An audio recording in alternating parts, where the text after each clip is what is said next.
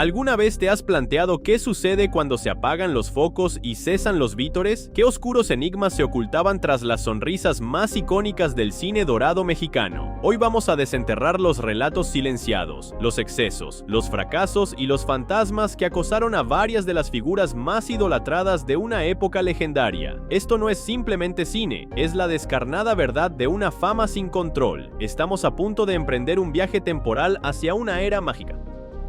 Imaginen la capital mexicana vibrante y chispeante durante los años 40 y 50. Avenidas repletas de peatones, salas de proyección colmadas y el eco perpetuo de las voces de Pedro Infante, María Félix, Jorge Negrete. Fue un tiempo de elegancia insuperable donde la cinta cinematográfica nos brindaba valientes protagonistas, mujeres de armas tomar, rancheras ardientes y comedias capaces de ahogar las tristezas. Los estudios Churubusco eran el epicentro y sus luminarias, divinidades inalcanzables encumbradas por millones de fieles. Pero ¿qué ocurre cuando el altar es demasiado elevado? Cuando la intensidad del reflector no alumbra, sino calcina. El dilema que vivieron muchas de estas celebridades era el abismo entre la imagen impoluta que ofrecían en pantalla y el caótico torbellino de sus existencias. La fama, esa amante voluble, los alzaba hasta el firmamento, para luego, en incontables casos, precipitar su caída hacia un vacío abismal. Presiones de los estudios, cláusulas abusivas, caudales sin límite y una muchedumbre de devotos dispuestos a absolver, o aún peor, a condenar. La tentación, los abusos y el aislamiento pasaron a ser el libreto no escrito de sus trayectorias, un drama más verídico y desgarrador que cualquiera de sus cintas. Prepárate para conocer a los 10 intérpretes más corrompidos del cine dorado mexicano. Pero antes, te animo a que te suscribas, actives la campanita y apoyes este video con un me gusta para que esta historia alcance a más personas. Ricardo del Valle, el jilguero sentimental. Imaginemos a Ricardo del Valle, popularmente conocido como el jilguero sentimental. Lo poseía todo. Una voz prodigiosa que tocaba fibras, un encanto arrollador que derribaba muros y un porte de galán que deshacía corazones en cada sala. Su personaje cinematográfico era el del hombre ejemplar, el eterno enamorado, el camarada incondicional. Pero tras cada serenata emotiva en la pantalla gigante se ocultaba la silueta de una botella. Sus excesos etílicos eran un secreto a medias, susurrado en los corredores de los sets y en las barras de las tabernas más exclusivas. Retrasos en los rodajes, olvidos de líneas cruciales, riñas violentas en cantinas de dudosa reputación. Al inicio, eran episodios graciosos que su círculo justificaba como caprichos de artista o etapas bohemias. Es que el alma le canta a la música, decían sus admiradores. Eso lo vuelve único. Pero la risa dio paso a la inquietud. La admiración se tornó en tristeza profunda al ver cómo se deterioraba. Intentó dejarlo en múltiples ocasiones, jurando en voz alta lo que rompía en secreto. Desde mañana, lo prometo por lo más sagrado, no volveré a probar ni una gota, decía con voz quebrada mientras el temblor de sus dedos lo delataba, y los chismosos del momento ya sabían que esa noche sería nuevamente eterna. Su don era un obsequio divino, su dependencia, una pena autoimpuesta que le arrancaba fragmentos del alma. La gente murmuraba con compasión. Es que la vida le ha sido muy dura. Pobre Ricardo, pero la realidad era que él mismo se propinaba los peores golpes a cada sorbo que apuraba en las sombras, contemplando su reflejo distorsionado al fondo de una copa. Su caída fue lenta pero persistente, marcada por actuaciones canceladas, oportunidades desaprovechadas y una voz que, aunque seguía siendo bella, perdía su fulgor y su potencia, con cada amanecer teñido de cruda. Miguel Inclán, el malvado que superó a sus villanos. Empecemos con el hombre que no necesitaba de artificios para imponer respeto. Cejas marcadas, tono áspero, una mirada que te helaba el alma. Miguel Inclán no fingía a los malvados, él era el antagonista por excelencia del celuloide dorado. Si surgía en escena, sabías que venían turbulencias, pero lo más inquietante era que, según las lenguas más afiladas de la época, su carácter fuera del plató era idéntico, o incluso más temible, que el de sus papeles más oscuros. Los rumores eran un secreto a medias que se propagaban como peste. Se decía que Inclán era un depredador, Un hombre que no exigía talento sino algo más a las actrices novatas. Imagina las filmaciones en sitios recónditos, lejos de la ciudad, el sol inclemente, el polvo, el agotamiento. Era en esos contextos donde se valía de su estatus, su notoriedad, su dominio absoluto para cerrar tratos privados con extras y coristas, muchas de ellas jóvenes ilusas y urgidas de una oportunidad. No hubo acusaciones oficiales, claro, y a aquellas que se resistían o apenas mostraban curiosidad, les obsequiaba regalos lujosos, joyas discretas, fragancias costosas a cambio de favores personales, de una cercanía que no era amistad. Técnicos y peluqueras que veían y escuchaban todo lo llamaban en secreto el coleccionista, porque supuestamente guardaba fotografías y objetos íntimos de distintas mujeres que pasaban por el set como si fuesen trofeos de sus presuntas conquistas. Nunca apareció en portadas por escándalos. Su perfil bajo lo protegía. Pero su nombre siempre surgía cuando alguien preguntaba con la voz helada: ¿quién era el actor que mejor sabía manipular desde la sombra con una sonrisa inocente y una mirada que ofrecía el paraíso a cambio del abismo? Tito Junco. La estrategia tras la pose. Galán serio, semblante rígido, voz cavernosa que parecía brotar de las profundidades de la tierra. Tito Junco era el tipo de intérprete que imponía respeto con tan solo cruzar el encuadre. Un caballero del celuloide, diría la prensa.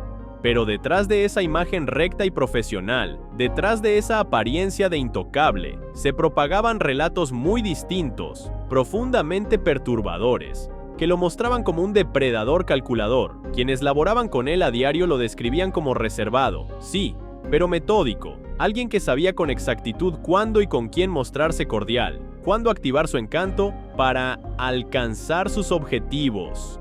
Durante sus giras teatrales que lo llevaban de poblado en poblado, de ciudad en ciudad, más de una actriz joven terminaba, casualmente, en la misma pensión o compartiendo escenas donde él, oportunamente, elegía roces, toques fortuitos, miradas que duraban de más.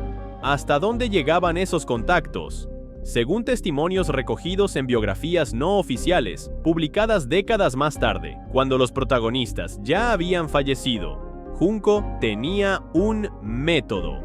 Invitaba a ensayos nocturnos en habitaciones alquiladas lejos de testigos, con la excusa de repasar escenas o construir química. Era parte de su compromiso actoral o una táctica cuidadosamente elaborada para propósitos inconfesables. Las malas lenguas del gremio, esas que lo sabían todo, lo acusaban de conservar un archivo privado con imágenes comprometedoras tomadas con supuestos fines interpretativos. Nada confirmado, claro, pero todos estaban al tanto. Un secreto compartido en voz baja, como advertencia entre bastidores. Un perverso juego de poder y fragilidad. Rafael Banquels, el cortesano de intenciones turbias. Aunque hoy se le recuerde más como realizador de telenovelas, una figura seria de la pantalla chica mexicana, Rafael Banquels tuvo una extensa e influyente trayectoria en el cine, donde cimentó su legado. Su figura pública era la del caballero ilustrado, el hombre culto, que hablaba con mesura, vestía con distinción y declamaba versos con teatralidad. Pero entre bastidores, en los rincones sombríos de los sets, su nombre salía frecuentemente en charlas incómodas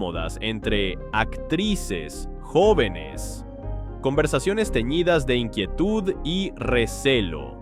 Durante las giras escénicas, esos agotadores viajes que disolvían los límites entre lo profesional y lo personal, era célebre por organizar cenas íntimas con aspirantes recién llegadas. Ven, querida, quiero evaluar tu capacidad, les decía con una sonrisa encantadora, pero con una chispa inquietante en la mirada. La promesa de futuros proyectos era el anzuelo. Varias coristas y asistentes mencionaban que tenía una mirada que hablaba por sí sola, que desnudaba el alma, e insistía en leer guiones en hoteles apartados del elenco, lejos de testigos y del escrutinio. ¿Era exigente con su equipo o simplemente aprovechaba su rango para fines privados? El rumor más fuerte, el que circulaba entre susurros de complicidad, aseguraba que prefería trabajar con mujeres sin experiencia porque eran más fáciles de manejar, más susceptibles de ser doblegadas.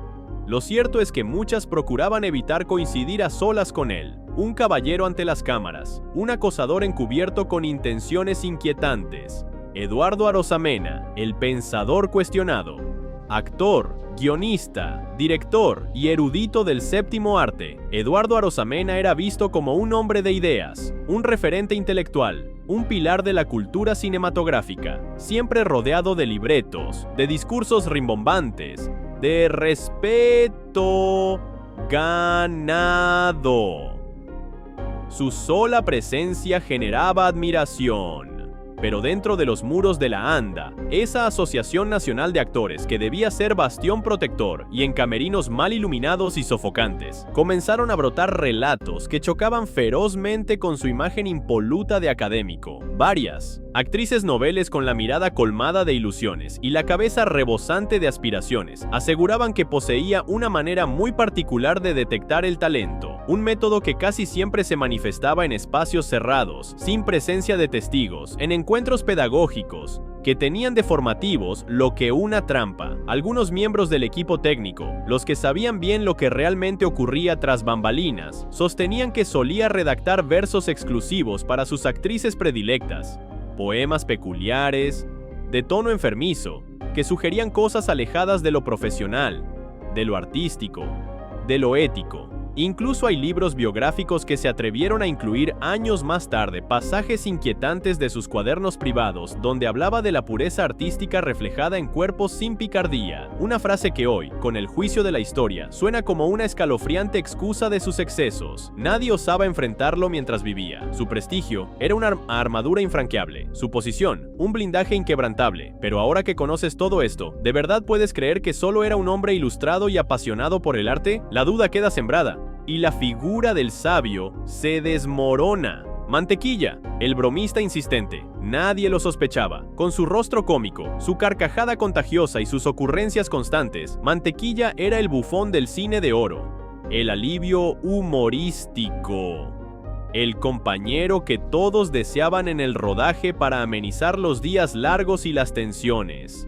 Pero cuando los focos se apagaban, cuando el director gritaba corte, el encanto desaparecía. El ambiente se volvía denso, cargado, y muchas sentían verdadero pavor. Coristas, bailarinas y actrices secundarias se alertaban entre sí, como si de un código de supervivencia se tratara. Si tienes escena con Mantequilla, no permanezcas sola en los camerinos. Geración no lo parece. Numerosos trabajadores de producción, quienes recogían los rastros y eran testigos de medias verdades, aseguraban haberlo sorprendido entrando sin permiso a camerinos femeninos como un espectro travieso, alegando que buscaba un espejo o un vestuario extraviado. Siempre encontraba una coartada, siempre se mostraba ingenuo, siempre se reía para minimizar el terror que causaba. Durante las giras, esos infiernos rodantes, en más de una ocasión, fue expulsado de alojamientos por conductas reprobables, por incidentes que la administración prefería tapar discretamente. Los encargados sabían que si había función y aparecía Mantequilla, algo turbio sucedería luego, algo que habría que encubrir. ¿Quién imaginaría que el más hilarante del cine nacional, el que hacía reír a carcajadas, era también uno de los más persistentes, de los más acosadores cuando las miradas no estaban? Una careta de alegría escondía una dualidad oscura, una sombra que aún persiste.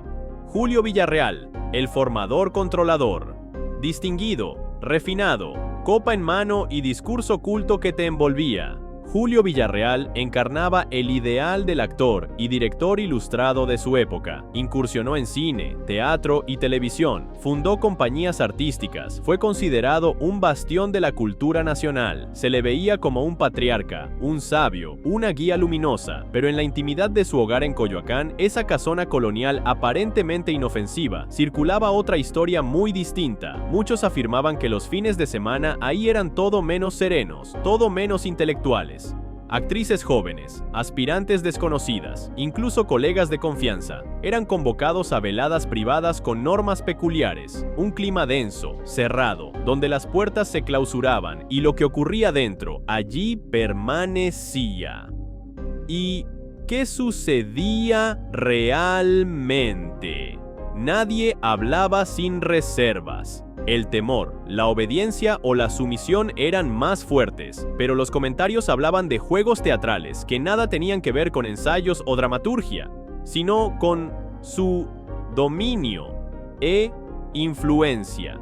Lo veían como un tutor, sí, pero muchos aseguraban que empleaba su prestigio, su autoridad, su red de contactos para sugerir favores encubiertos bajo el nombre de pruebas de compromiso o lealtad, que a menudo incluían situaciones vejatorias y abusos de poder. El mismo hombre que declamaba autores clásicos y fundaba agrupaciones escénicas para difundir cultura, era, según sus contemporáneos más antiguos, quienes lo vieron crecer en la industria, un maestro de la manipulación, tan sutil como venenosa, capaz de dejar a sus víctimas sin palabras, sin opciones y frecuentemente sin carrera. David Silva, el ídolo impetuoso, tosco, enérgico, hipnótico.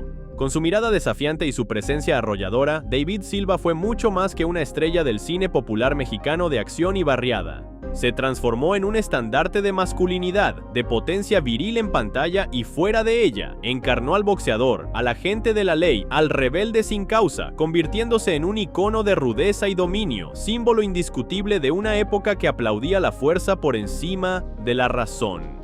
Pero, tras ese carisma dominante, tras esa figura que aparentaba ser inquebrantable, existía una fama que incomodaba y hasta infundía miedo entre muchas mujeres del gremio. Actrices secundarias, aquellas que coincidían en escenas con él en papeles pequeños, afirmaban que David desconocía el significado de la palabra no, y al decir que no la comprendía, me refiero a que la desestimaba sin reparos. En el rodaje se aproximaba de forma excesiva durante tomas que no lo justificaban, traspasando barreras personales y físicas, haciendo sentir a sus colegas la presión opresiva de su cercanía. En reuniones privadas, esas fiestas donde el licor corría y las inhibiciones se diluían, era habitual que compitiera con otros actores para ver quién seducía a más asistentes, como si todo se tratara de una grotesca contienda de dominio, una exhibición de masculinidad agresiva. Y según quienes convivían con él, tenía una personalidad absorbente y colérica cuando las cosas no marchaban como deseaba. Un rechazo podía detonar su furia, sus gritos, su tono amenazante. Algunos lo llamaban el toro, no solo por su complexión robusta y su vigor físico, sino por la forma en que embestía verbalmente, con miradas coléricas y silencios pesados que paralizaban. Ser galán nunca fue su único papel ni su única faceta, y los testimonios de sus víctimas apenas empiezan a emerger. Tras escuchar estos relatos, ¿qué juicio te merece ahora el cine dorado? ¿Fue realmente una edad de oro o solo resplandecía por fuera mientras ocultaba lo más sombrío del espectáculo por dentro? Estos intérpretes fueron elogiados, galardonados y vitoreados por generaciones. Sus filmes continúan proyectándose y cautivando hasta hoy, pero entre bastidores muchos dejaron heridas invisibles que jamás se mostraron en escena. Queremos saber tu opinión. ¿Te impactó sinceramente alguno de los nombres que incluimos en esta recopilación? ¿O ya intuías lo que había detrás? ¿Hay alguien más que consideras debería formar parte de esta revelación? Déjanos tu comentario, tus pensamientos y tus conocimientos aquí debajo. Nos entusiasma conocer tu visión y seguir escarbando juntos en estas verdades. Y si llegaste hasta aquí, si tuviste el valor de mirar este lado oculto de nuestra historia y valoras el empeño por hacer visible lo silenciado, regálanos un buen like y comparte este video con tus conocidos. Eso ayuda a que el algoritmo de YouTube lo difunda a más espectadores, porque en Etapa de Oro creemos de corazón que hay verdades que nadie cuenta, hasta que alguien se anima a desenterrarlas. No te pierdas nuestros próximos episodios donde seguiremos viajando por los recovecos más fascinantes y secretos del pasado. Hasta entonces, gracias por ser parte de Etapa de Oro M.